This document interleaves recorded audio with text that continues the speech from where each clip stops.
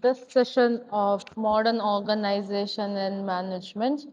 In our previous class, we were discussing regarding planning. What do we mean by that? Why is it necessary that we'll have to plan? The features of planning, the questions that are being asked in planning, some of the steps that are involved in planning process. Now, approaches of planning. Now here are some of the slides which would let you know the planning process in a sequential way. In our last class also we have learned it. Now this is in the way of diagram. Now first is what we have to do is that when a business organization has been set up, it would have been set up around an environment. And the environment in which it has been set up will give the organization hundreds of opportunities. Now, the organization will have to percept each of the opportunities that the environment gives to the organization. Now, based on the opportunities that could be available for the organization and analyzing all the situation, the organization will set up its objective. Now, once the core activity of the organization has been decided on, then comes the next stage where the organization would plan the setup of the organization, as in to tell what is that it is doing, how will it do it, and who are the people who has to do it. Each and everything that the organization does would have been pre-planned. It would have done it in a step-by-step process, and irrespective of the fact whether tomorrow it can be practically done or not, for the day when they are doing the planning premises, they will see to that whatever course of action that they have selected can be practically done. Now, once after the planning premise is selected, they would identify the different alternatives that are available. Alternatives that are available which is used to achieve the objectives of the organization. Now, for any objective that the organization comes, there shall be different alternatives available. And the organization should select out of all the alternatives available what it thinks to be the one best to the organization. Now, it is not only helpful in terms of one best alternatives, but also it will be helpful for the organization in terms of the fact that if at all the plan what the organization has selected, if it is not workable, then the next best alternative will act as plan B for the organization. Once after that, once all the alternatives are available, each of the alternative shall be analyzed and checked and rechecked. After that, one best shall be selected, that is called as choice of alternative. Now, once after the plan is selected, then to see to that the selected plan is worked out, there shall be different smaller plans which help to practically bring out the selected choice of alternative. Now, once after all the plans are selected, these shall be established in a sequential activity as to tell what is step 1, what is step 2, how shall it start, and what is the process that shall be moved, and how shall it end. Now, this is some of the explanation which has been given for each of the step. Now, this shall always help you to know about the topic better. This is self-explanatory and this has already been explained in your last class. So, once the particular PPT is shared, you shall be able to read it.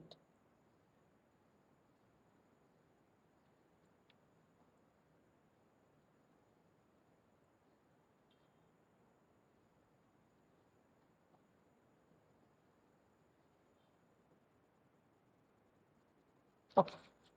The next topic in planning is the principles of planning, or what are the main things that planning shall see to in an organization. Now here we mention organization because we are specifically learning about an organization. That doesn't mean that the plans are existing only in a business organization.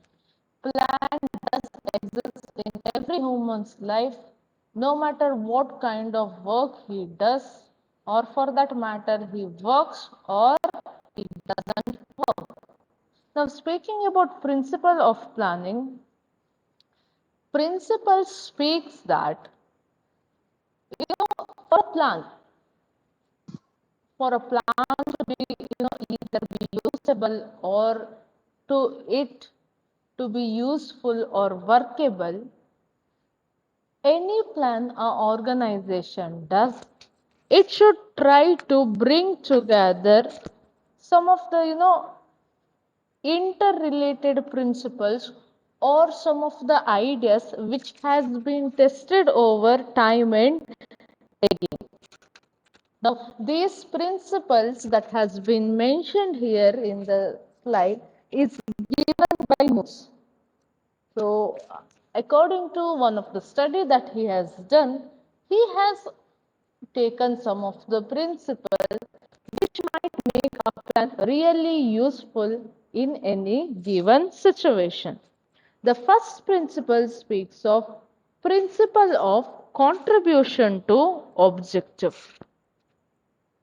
Now, this particular principle tells that no matter what plan an organization takes into consideration, it should see to that the result at the end when the course of this plan is completed, it should always contribute to the organizational objectives.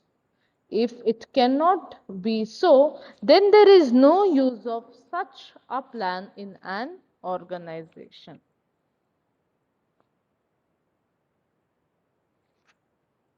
The next principle is principle of primacy of planning. Now, this particular principle tells that planning is the one thing which precedes all other managerial function, or it is the first function in an organization.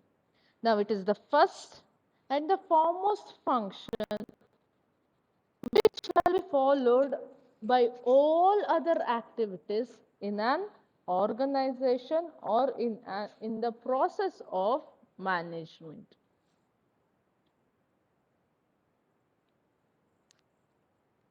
Now, the third principle is principle of pervasiveness of planning. Now, pervasiveness speaks that it includes everything. Now, when we speak of pervasiveness in organization context and speaking regarding planning, it tells that it is pervasive because it is important to all managers, all kind of people who manage things in organization, irrespective of their level in organization. That is to tell, could it be CEO, could it be a financial manager, or could it be a just a boss of few people or supervisor?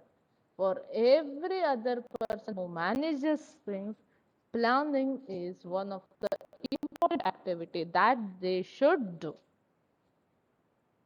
The next principle is principle of flexibility. Now, flexibility is nothing but the ability to change. Now, a plan should always have this ability to switch, gears or to change direction according to the changing situation. And not only that, it should be able to adjust itself to the situation, but a plan is always best if it can adapt itself to changes without unnecessary cost or extra cost. Now, in an organization, when plans are changed or when a plan has to be made, adjusted to other situation, the cost may be regarding the product mix or the shift in marketing effort geographically, or the organization might need additional funds, or there could be reshufflement of employees in the organization, or the organization structure itself might be changed. So it could be anything. The next principle is principle of periodicity.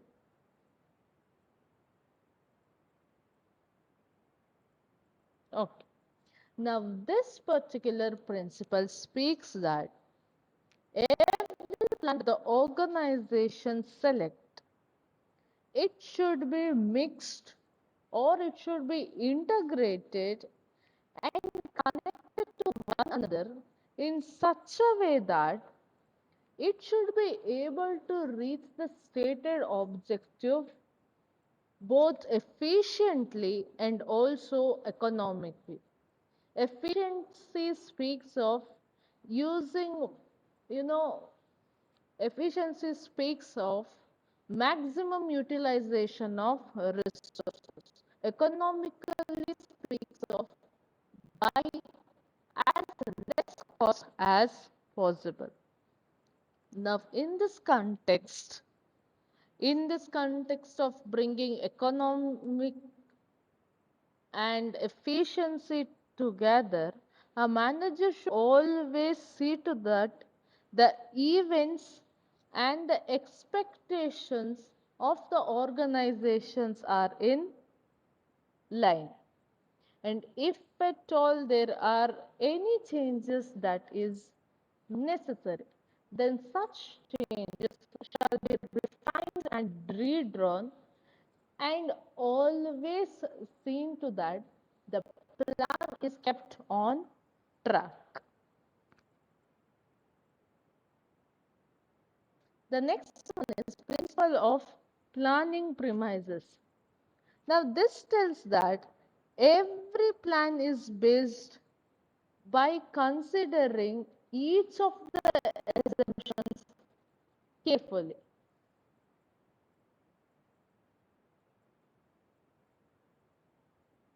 Now, to tell this in another words, it can be said that the more the individuals charged with planning understand and agree to utilize consistent planning premises, the more coordinated enterprise planning will be.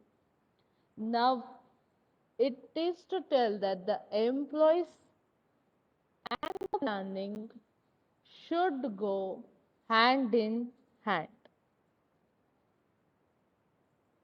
And the last principle that has been given is principle of limiting factor.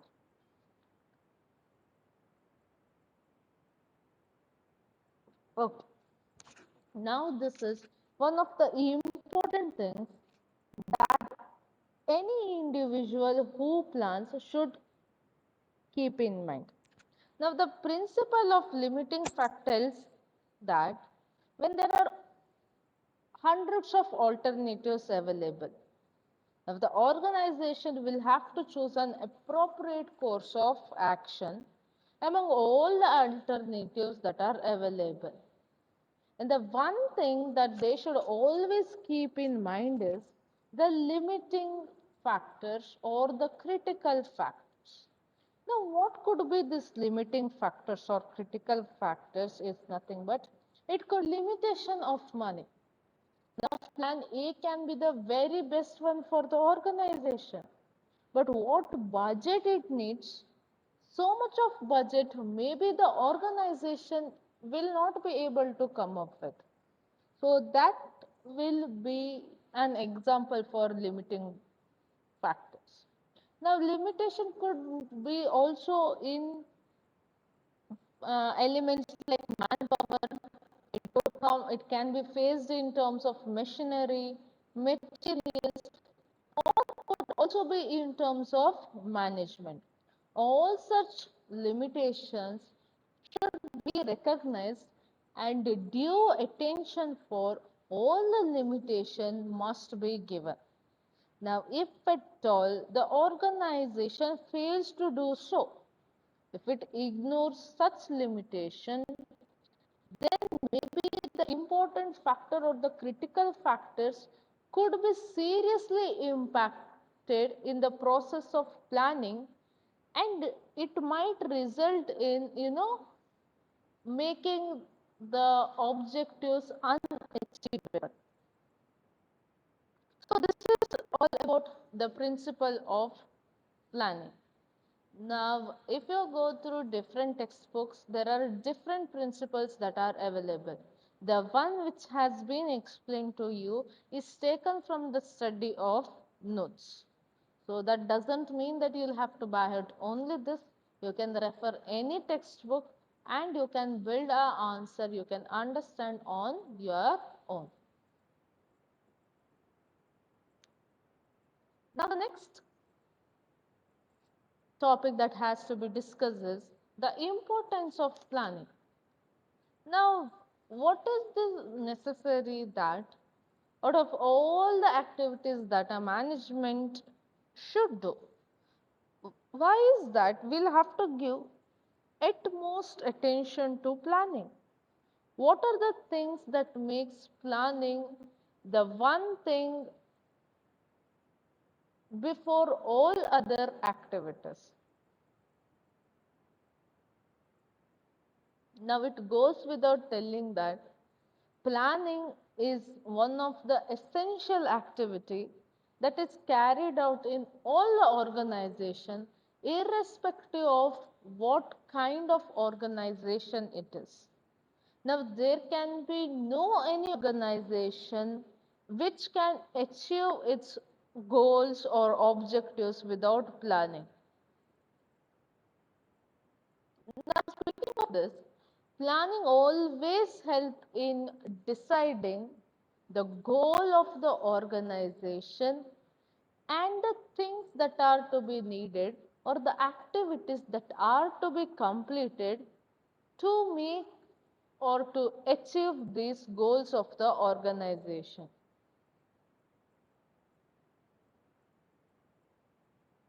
That is to tell, if an organization operates on a daily basis or day-to-day basis, without knowing where it is going, then the result will always be haphazard.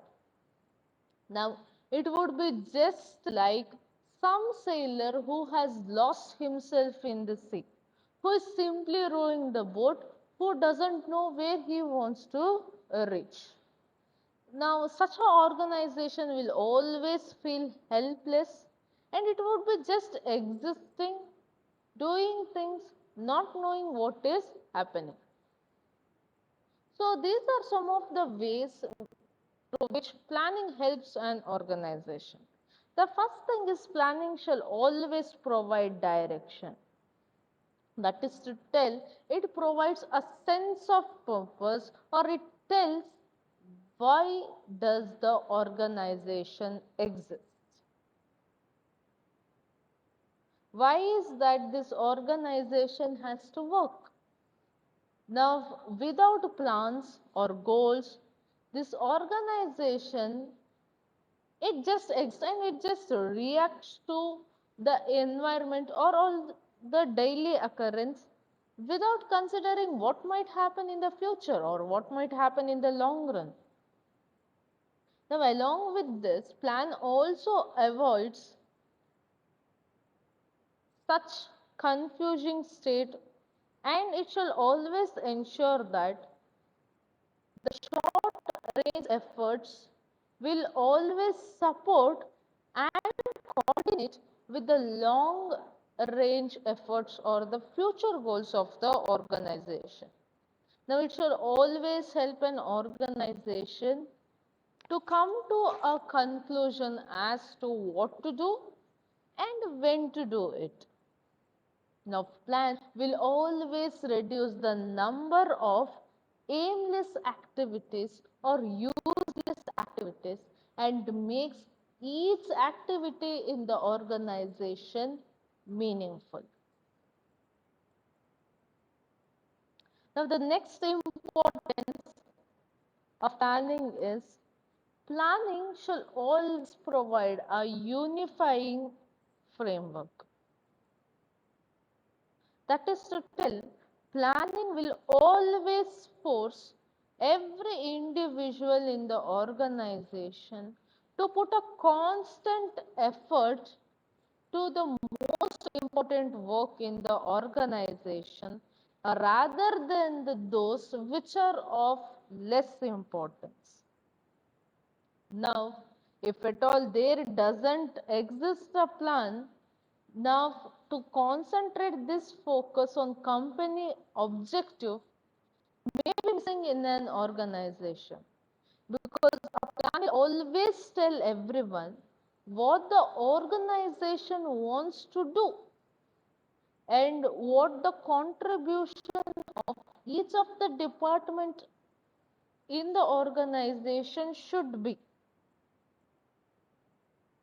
and who are the people who have to use these resources to achieve the results of the organization.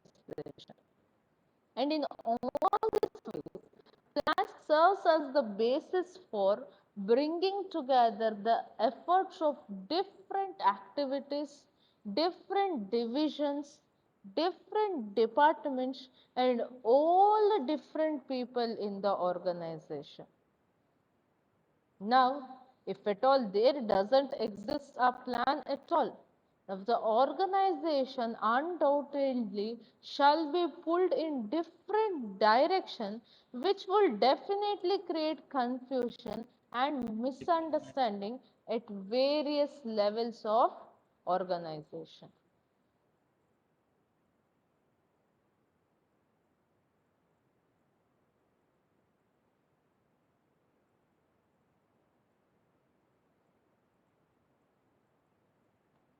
Now, the next importance is planning is.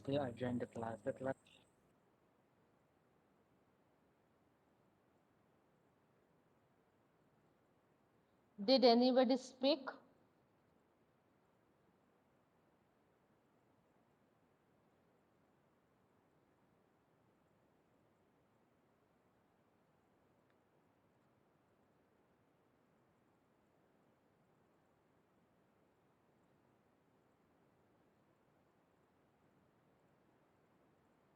Okay. Now, continuing, the next importance is planning is economical. Now, it is in the sense that when an organization comes up with an effective plan, such plans shall coordinate organizational work, and it shall always eliminate unproductive effort in the organization, because what is called as guesswork shall always be banished. Now, each of the facilities in the organization shall be employed to the best advantage. Now, could it be the waste activities or waste motions? And the ideal facilities shall be removed from the organization, and thereby planning brings economy in the organization. Now, if at all it has to be spoken in the words of Knut or Donnell, they tell that planning substitutes jointly directed efforts against uncoordinated, piecemeal activity, an even flow of work for an uneven flow, and deliberate decision for snap judgments. Now, it's simple to tell that, by focusing attention on exactly what is to be done, how and when it is to be done, plan shall always help the organization to use both its physical resources and its human resources in an economic way. And this will ultimately lead to efficiency of operation.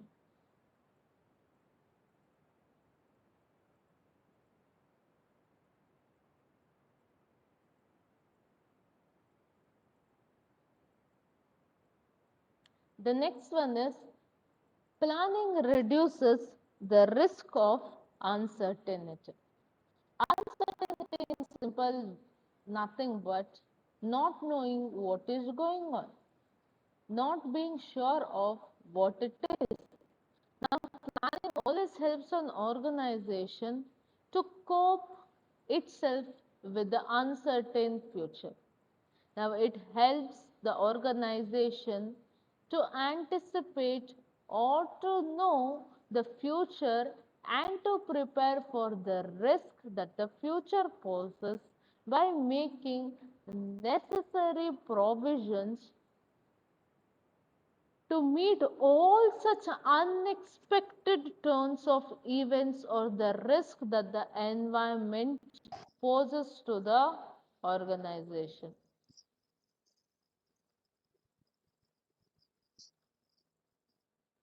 Now, planning always enables a manager to affect rather accept the future. Now, in the absence of a plan, the organization is much more likely to sit back and let things happen and later react to such happenings. But then, if at all there exists planning, it minimizes the chance of mistake and also the risk as objectives, policies, and strategies are formulated, after a careful scrutiny of internal as well as external environment. Now, by doing all these things, planning will see to that there shall be minimized risk while taking use of opportunities. Now, it shall keep management always alert to the environmental changes and manage the uncertain future in a useful way.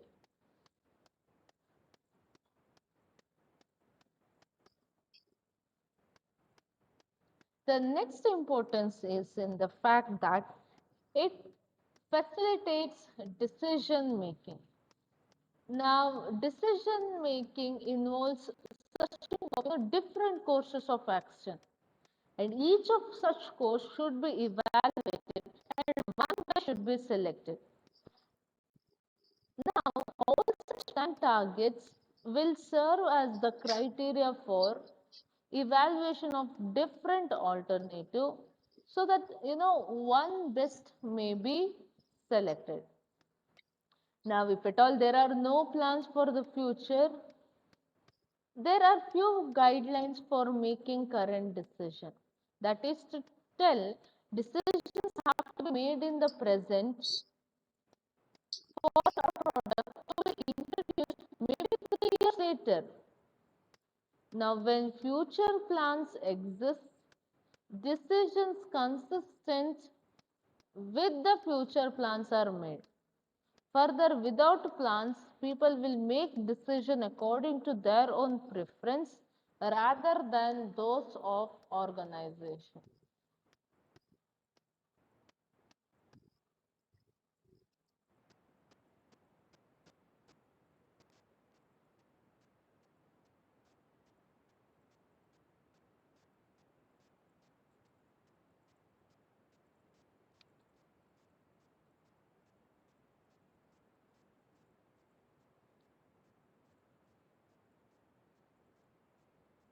The next one is planning encourages innovation and creativity because a plan always involves in the work to see to the future or to look ahead or preparing for the future.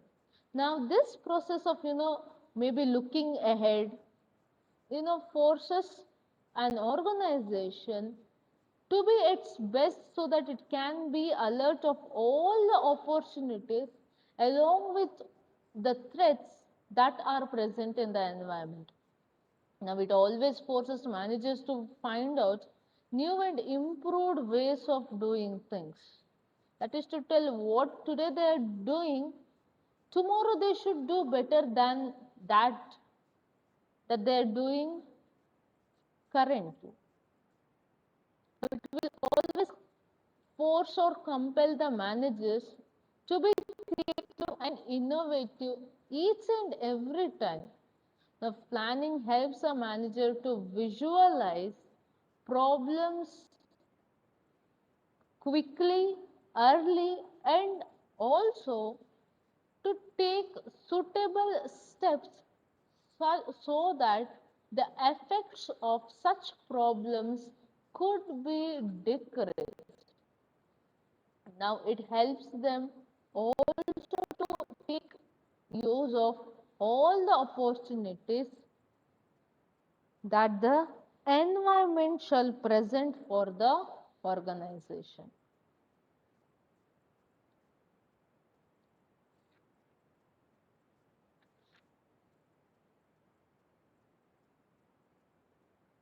Now, speaking of this, what is innovation? Now, innovation is nothing but what can be said at the effort of an organization to come up with or to develop new products or services. Not only that, innovation, when you speak in terms of organization, innovation could also be in terms of new uses of existing products or services. The organization can come up with a new, entirely a new product or service. Even that is regarded as innovation. Or it can also come up with a new use of the existing products, procedures, methods, or services. Even that shall be regarded as innovation when it comes to an organization.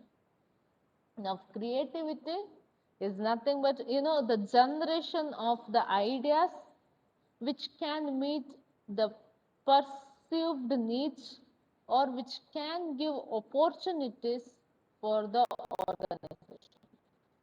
Now, the next one is planning improves morale. Now, what is this morale? We have heard moral, but what is this morale? What is morale in an organization?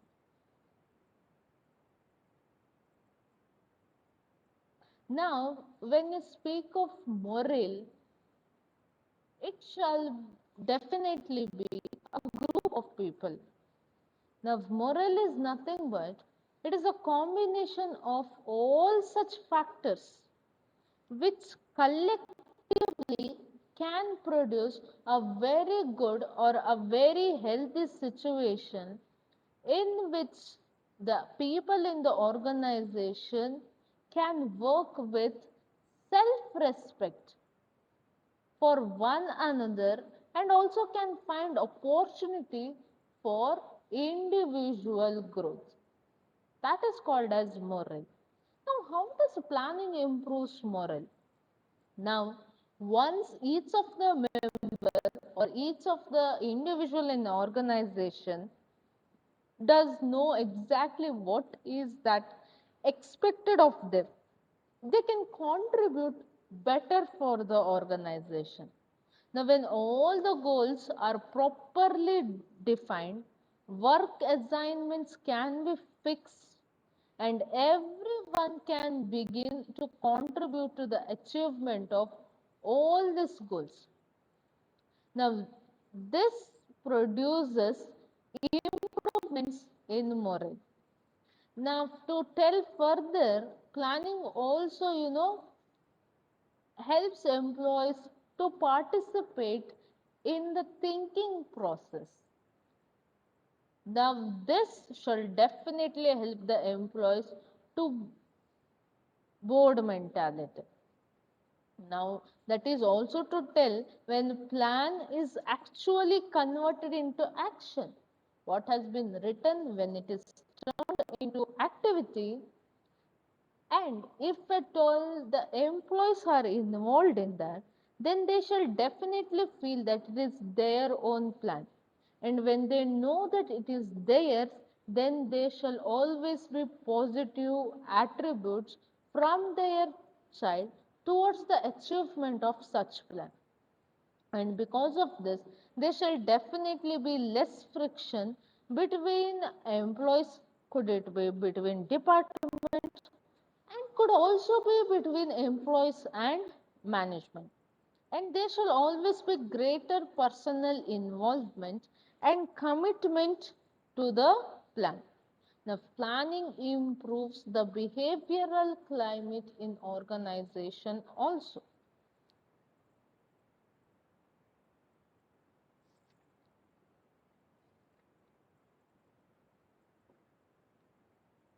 The next importance is planning facilitates control.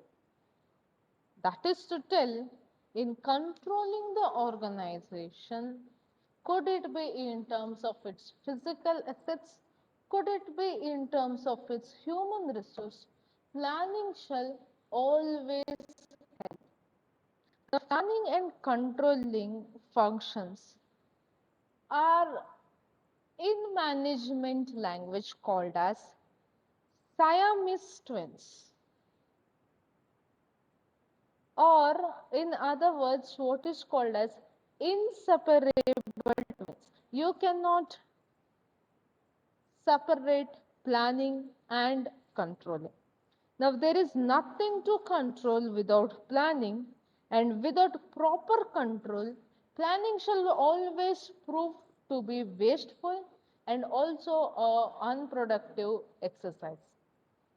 Now, plan will always considered as a yardstick, or it shall be considered as a one such tool through which you can measure things. Especially when it comes to organization, plans serves as yardstick for measuring the performance of organization. Now, they shall help in channeling the behavior of every individual in the organization in the right direction. Now, they shall also help in preventing mistakes and also oversights and the deviation that could possibly be in an organization. Okay.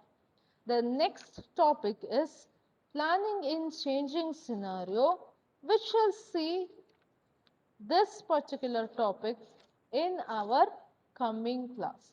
That shall be tomorrow 10 to 12.